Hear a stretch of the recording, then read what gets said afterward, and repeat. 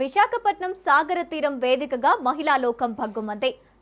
Tourism అభివృద్ధి పేరుతో విశాఖ తీరంలో బీచ్ షాప్స్ ఏర్పాటు చేయాలని ప్రభుత్వం తీసుకున్న నిర్ణయంపై తీవ్ర వ్యతిరేకత వ్యక్తమవుతుంది. ఈ నిర్ణయాన్ని నిరసిస్తూ ఐద్వా ఆధ్వర్యంలో మహిళలు పెద్ద ఎత్తున నిరసన ర్యాలీ నిర్వహించారు.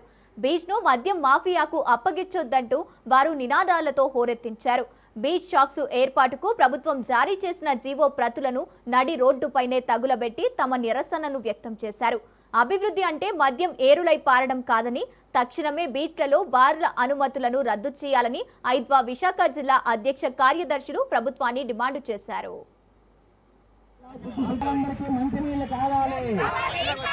బీచ్లో మద్యం షాపులు పెట్టొద్దు.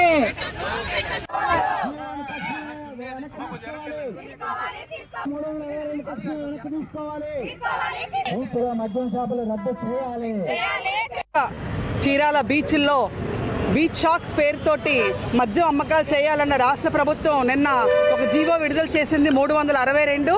ఆ జీవో మహిళల రక్షణకి, యువత భవిష్యత్తుకి, అలాగే రాష్ట్ర ప్రజానీకానికి అనేక ఇబ్బందులు చేస్తుంది. కాబట్టి జీవోని మేము తీవ్రంగా వ్యతిరేకిస్తూ ఈరోజు మద్దిలపాలెంలో ఐద్వా విశాఖ జిల్లాగా జీవో దగ్ధం చేస్తూ ఉన్నాము.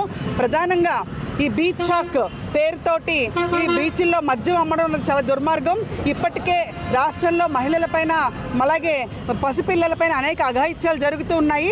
మద్యం నియంత్రించాలని చెప్పి యావత్ ప్రజానీకం కూడా మహిళా లోకం కోరుకుంటూ ఉన్నారు. విశాఖలో డ్రగ్స్ ఎక్కువైపోయినాయి. అట్లా ప్రతి యూనివర్సిటీల్లో కూడా ఈ డ్రగ్స్ మూలాన్ని పిల్లలు చాలా మత్తులో మునిగి అత్యాచారాలు జరగటం ఉంటుంది.